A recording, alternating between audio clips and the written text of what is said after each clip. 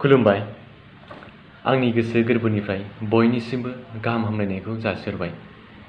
खन्थाइ बिबार हान्जाया अनलाइन रमान्टिक खन्थाइ आवरायनाय हाबाफारि लानाय जादों। बे हाबाफारियाव आंबो दोंसे खन्थाइजों बाहागो लानाय जाबाय।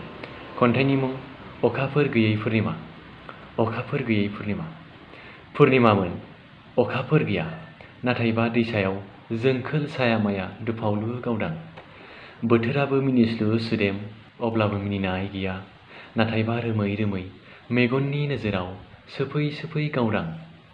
बेखायनो बिनि गोरबोखौ PhD खालामनो नाथाय आद्रा खालिबोल' गावदां सायखं।